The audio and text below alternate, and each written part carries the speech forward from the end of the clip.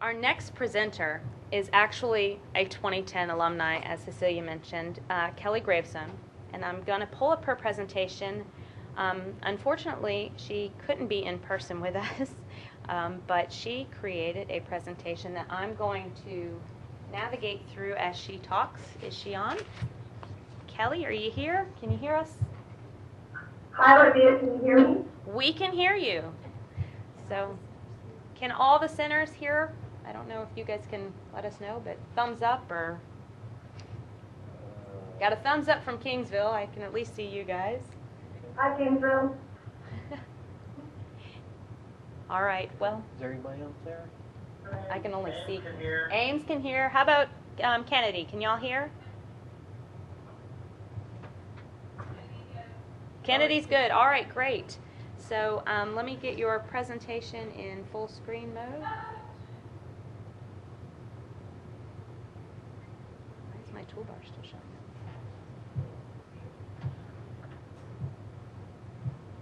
All right, Kelly, whenever you're ready to begin, I've got your presentation and I'll navigate for you. All right, great. Thank you, Olivia. As Olivia said, I was part of last year's program at Langley. I got the pleasure of working with Catherine and Joe, who are in Kingsville this week. I'll hi to them. I think they would agree that the first year was phenomenal, so I can only imagine how exciting this past 2 weeks has been for all of you at the NASA Center. And congratulations on being chosen. All right, Olivia, so if you could advance to the title there. Today I'm going to talk to all of you a bit about how you can take the experiences you've just had at NASA and make the most of them. Because that really is the goal, is to move this all forward. And every teacher can't go to NASA, so we need to bring NASA to them. Just to give you a little background, I've been a teacher in the same school district in Massachusetts for the past 7 years. I started with an elementary certification, teaching a variety of subjects in 5th grade. And then I moved to teaching 8th grade physical science for the past 3 years, and that's really where my passion is.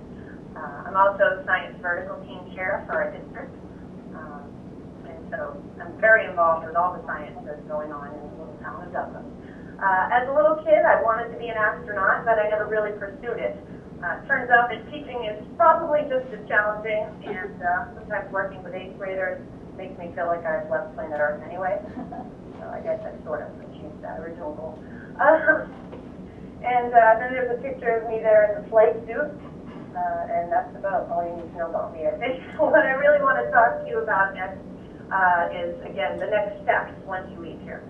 So the first thing that I think is really important is that you have to remember to use your resources. You've got so many resources, and through your application process and over the past 2 weeks, you've been exposed to just an uncountable amount, I think, of resources when you try to go back and name them all. I remember at the end of my 2 weeks, I was sort of overwhelmed and had just barely begun to explore all the new possibilities. One obvious resource that I still find a bit overwhelming is the NASA website. This website is so full of resources that I stumble upon new ones almost daily. I've used it to keep my students updated on the latest events on the space station and to follow the final shuttle mission. The photographs are amazing and make great screensavers. There are games for students to play, information about student contests, and lots of interactive features. Another great feature of the site is that you can sign up to be a NASA Explorer School if you haven't already done so. As a NASA Explorer School teacher, you can actually earn the opportunity to participate in more great NASA professional development. So if this 2 weeks wasn't quite enough for you, and now you can't get enough of NASA, there's more out there that you can participate in. Another resource that you'll want to make sure you utilize, as Cecilia and Olivia both mentioned, is NEON. It's a great way to continue to communicate with each other and sort of get a heads up on the other NASA and STEM-related opportunities. You apply to this program with some other great educators from your own community, and so you'll naturally continue to be resources for one another. But by staying involved on NEON, you'll have the opportunity to overcome the physical distance between yourself and the other teachers who participated, not only at your site, but at the other sites as well. Cecilia also mentioned your AESPs. They've taught you, they've taught students, so they really know practical ways to help you as you try to implement what you've taken away from these 2 weeks in your own classroom. I've got a photo up there of a familiar face at Langley, Brandon, who was one of my aides for the first week of my program. When I was there, Brandon worked side by side with Danae, and they were both great. Danae was able to stay for the 2 full weeks that I was there, and she continued to make herself available and provided support through email when I returned back to my school. If any of you saw the engineering change video that was posted on the RTI website for the program, Danae helped me prepare for my little part in that. And she also helped me prepare for a conference that I presented at, and I'll talk to you a bit more about in a few minutes. Another resource that you should, make sure you stay in contact with is your mentor. I had the pleasure of working with Sharon Padula, Senior Research Scientist in the Aeronautics Systems Analysis branch at Langley. Sharon's a mathematician and computer scientist. She specializes in multidisciplinary analysis and optimization.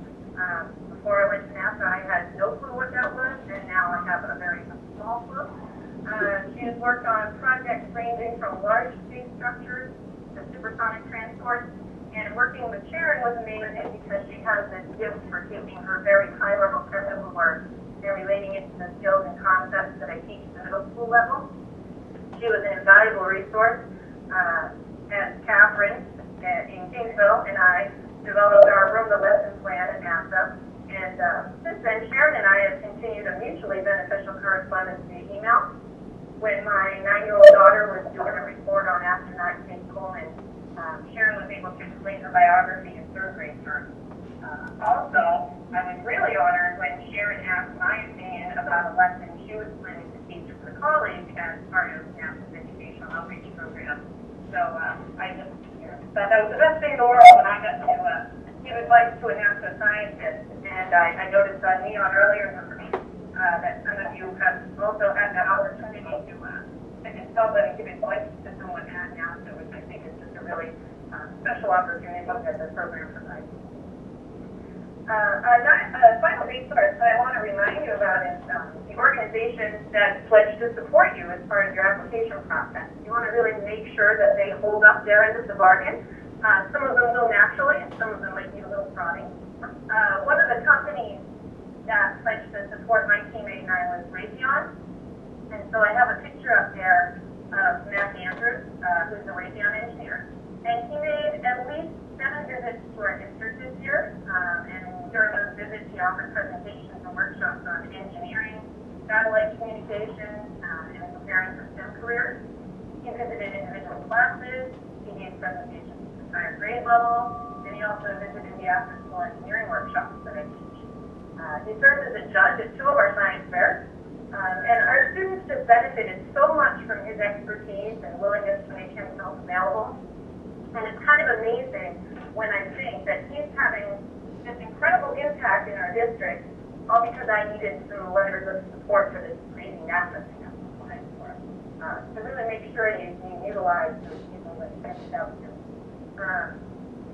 Olivia was just talking a few minutes ago about how RTI also continues to search out support for you. And last year they were able to get iRobot to commit to coming into the school of the teachers and students in the program and give presentations. So I had contacted them as a visit for not only the high school that I teach at, but also the intermediate school in our town. And the students absolutely loved it. We all know that school budgets aren't very field-trip-friendly, so I think it's really important to bring professionals and examples from STEM industries into the classroom whenever possible. If you look hard enough, you can find companies who are willing to teach that to people. So start with those organizations. That brings me to the next thing on your to-do list, find new resources. So this NASA experience is a starting point for some of you, and for many of you, it is just a continuation of all this great work that educators all along. I'm preaching to the choir here, but keep looking for new resources. As we all know, there is more information than we can ever hope to process online, but that doesn't mean we shouldn't try. Make it a point to set aside regular intervals of time to explore what's out there. Another thing to do is attend conferences. You'll walk away with free stuff, good ideas, new resources, and you never know who you might run into. You've got a picture online. Conferences consolidate some of that vast pool of knowledge you might find online, make it a little more manageable. Check with your district about professional development money. Also check with those companies that have pledged to support you. I've been able to get my district not only to allow me to take the professional day to attend conferences, but also to pay the admission fees. It never hurts to ask. I know budgets are tight, but you can get what you don't ask for. Another place to find your resources is through your own personal learning communities. In our district, we're fortunate to have a K-12 science vertical curriculum team. So teachers representing each grade level meet multiple times throughout the year to work on curriculum initiatives and share best practices. That's a picture there of our grades 3 through 8 contingent. That's me in the dark blue. We've developed a real community atmosphere that makes members comfortable sharing resources, and it makes them able to learn from each other. In addition to using and developing your resources, your real charge now is to be a resource. You have just had an amazing experience that many teachers would be evidence of. Well, no, we can't bring all the teachers to their sites. It's like we said, our job to bring out those to them. So start local. Share what you learned with the other teachers and teacher students. You know when you go back to school, your colleagues will be asking you how your NAFTA experience was. Take that opportunity to not only tell them it was great, but to share something that you know what's going to be most applicable to your student. And you know those teachers, so you know what they might be interested in. Don't stop with just those teachers that you see every day, though. It's really easy to do. Make an effort to let the faculty in your school and even throughout your district know that you want to be a resource to them. Spread the word by sending an email,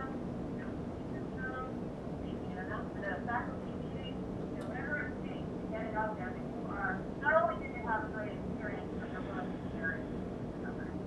And while we're on that, just think locally. Be willing to be a resource for teachers everywhere. You can present at conferences, you could do something as simple as joining an online forum. I know when I started teaching, I just wished no one would hold me quickly as here. You're all the friends of teachers, obviously not writing experience, experience. But we all know not everyone has that. So you can be the bridge. And so what this is really all about, make sure you're a resource to your students.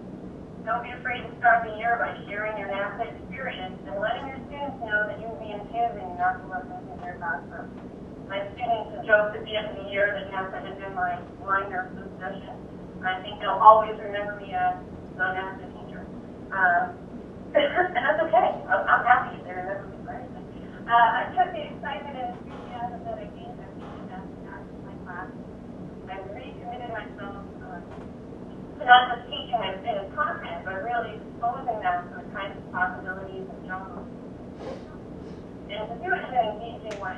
Modeling and simulation activities like the ones are really appealing to me and help them to see a purpose in learning and fun. I should mention that the other teacher, that teacher and printer there is Jess Finlay. She's a 5th grade math teacher in my district. We applied as partners to an APA program, but then we ended up assigning to different mentors. Jess actually worked with Joe, who's in like I said earlier, I worked with Catherine. But putting this up was great because it allowed us to bring the experience out to our district. And we still communicate frequently about NAFTA-related items. Another thing that the communication is important is communicating to your students' parents. I included this picture here because I thought the headline was as provocative. Shouldn't we be surprised that a father was involved in his child's education, regardless of his own professional affairs? I think it's just a reminder of how important a teacher's input and influence can be. Be a resource to students' parents. Make sure you let them know about STEM opportunities, whether it's field trips, clubs, summer camps, internships, or online. This is your area of expertise, and usually it's not there. Another way that you can be a resource is outside of your own classroom. Jess Finlay and I, the 6th grade teacher from my district, had the opportunity to present at a local STEM Kids conference last fall. We presented a workshop that we called, Hey, I wish I did that in class. And in our workshop, actually developed my project. We then discussed our recent NASA experience and encouraged the STEM-interested middle schoolers to consider teaching STEM subjects in their future. It was a great way to share our newfound excitement and knowledge. We've been asked to present again this year. I also know that some Catherine and Kinchville presented at last year's NSA conference, so it's been a lot of fun.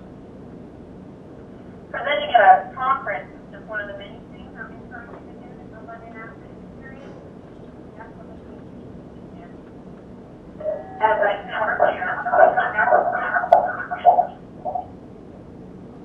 Hey, Kelly, can I interrupt you? Can you hear me? One of the things that was interesting is frequency. Kelly, can you hear me? Yes? Okay, sorry. We were getting, it was like feedback, and I'm not sure if you were, are you on a speakerphone perhaps? Yeah, I just go to a regular, is that better? A regular phone, that's better. So if you can do whatever you're doing right now and continue on, we'll be good. Okay, so what are you on Edmodo? I'm sorry, what? Oh, Are you on the Edmodo page? No, not yet. We somewhere in the middle of the other teachers' students, you got lost. Okay. But I think going to the advanced to take chances, I think that's where you should start. All right, let me just get up there on my screen. Is this better? Yes, much better.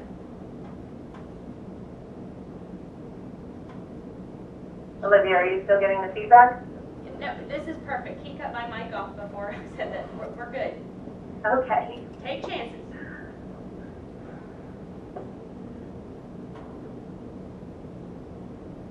All right, so taking chances. I'm not sure exactly where you lost me, but presenting at conferences is just one of the things that I would encourage you to do to build on your NASA experience. And like I said, you need to keep taking those chances. As I said earlier, I came back from NASA with a new dedication to enhancing my students' experiences. A point that I took away from NASA was how important collaboration is in the STEM industries. And so one of the things that I looked into when I got back was Edmodo, which is a kind of educational Facebook. It's a great way to continue my classes outside of my classes and keep my kids thinking and communicating. I had heard about it and decided to try it on my own. The kids picked it right up and loved it. Eventually, my district applied for its own Edmodo domain, so now it's a collaboration tool that will be available district-wide. Incidentally, I believe it's free. I'll be receiving more training on it next week and hopefully offering some professional development to the teachers in my district in the new school year. Another chance that I've taken since the NASA experience is Prezi, which is the presentation format I'm using today. This is my first one, so I apologize for any motion sickness I may have caused with all the zooming and changes. I actually decided to try this in response to what I perceived as an overuse of PowerPoint by my students. I happened to do research earlier in the year on various aspects of life on the space station, and then they had the option to teach the class, using a variety of modes. Overwhelmingly, they chose PowerPoint, and although they had some great information to share with their classmates, I got the distinct impression that some of it was being lost. So let's face it, even with animations and sound effects, PowerPoint, after you've seen a million of them, can only be so engaging. Please don't take that personally if you presented using a PowerPoint earlier today or this week. I'm sure you're all dynamic speakers, but you've all sat in the class and watched the 8th grader try to give a PowerPoint presentation, and sometimes it just doesn't get across what they know. And so I was looking for something that might be new and interesting for them to try. All right, so you've been at NASA, and you're all inspired, and you're going to go back to your classrooms full of new ideas and strategies. But then where do you go from there? So I would encourage you all to take this experience further. Make sure you're continuing with your professional development. One thing I realized after NASA is that I had a comprehensive application packet already assembled, so why not use it again? That was my attitude when I became aware of the Siemens STEM Institute Fellows Program. And if you don't know about the program, fellows spend a week at Discovery Communications headquarters outside of Washington, D.C., immersed in hands-on STEM professional development. I applied and was fortunate to be chosen as one of 50 fellows for 2011 out of an applicant pool of over 4,000 teachers. And that's not to toot my own horn, but just to say, I have no doubt that my NASA experience helped me stand out when I applied for this program. And I just hope that all of you will take opportunities, similar opportunities that may arise. And then what else can you do? You need to start something. You'll use the resources you have, you'll find new ones, you'll be a resource, you'll be trying new things, but the ultimate goal is to come up with something new, right? To improve what you have and branch out. So the year before I participated in the NASA program, there was a teacher in my district who had started science fair on a very small scale, doing it with 2 8th grade honors classes. And it was very well received by the students in the community. And after I came back from NASA, I realized, how valuable actually doing meaningful science really is. And so I committed to expanding our science fair program, not only in our school, but also in our district. So that picture that's up there is of our 6th, 7th, and 8th grade students who all advanced on to our regional science fair. We had 20 projects go on to the regional fair. First year of submitting anybody to the regional fair, and from those we had 6 advanced to state. And one of our students, the 6th grader in the front there in the green, she actually placed 2nd place at the Massachusetts State Science and Engineering Fair, so we are so proud of her. But I don't know that I would have come back to that I would have had that same dedication and commitment to expanding the science fair if it wasn't for all the great teachers that I worked with at NASA, and being around all the engineers and the amazing facilities. So I just, hope that you find that inspiring for yourselves as well. One thing that I want to make sure you guys recognize is that I didn't do this stuff alone. I have some great colleagues and strong administrative support.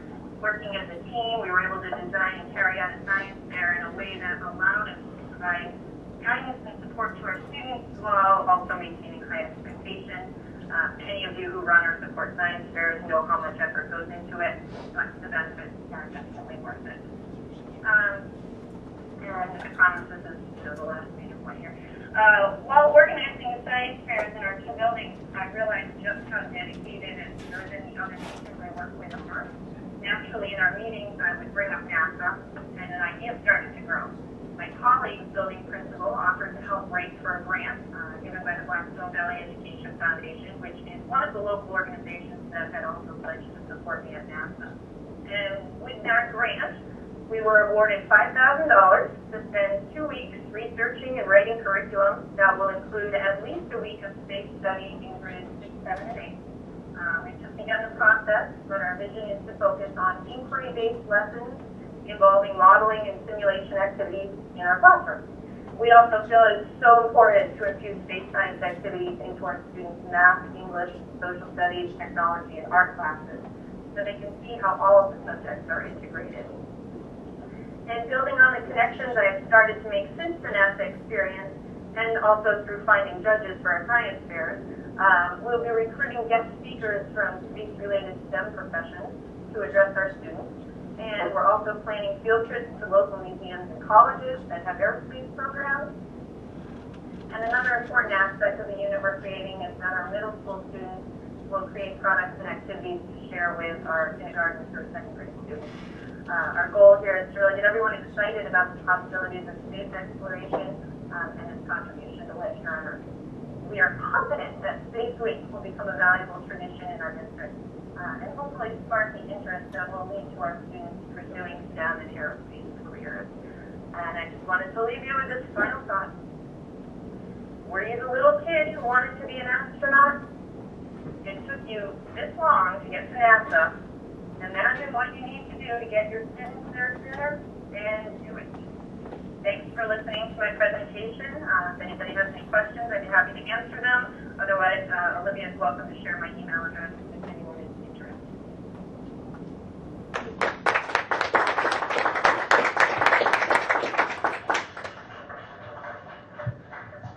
Does anybody have any questions for Kelly? All right. Well, Kelly, I just want to say thank you so much for that wonderful presentation. It just really goes to show what you guys can do once you leave this experience. You've done some fantastic things, so congratulations on all of the initiatives you've started and that you've gotten involved with. Good job. Thank you.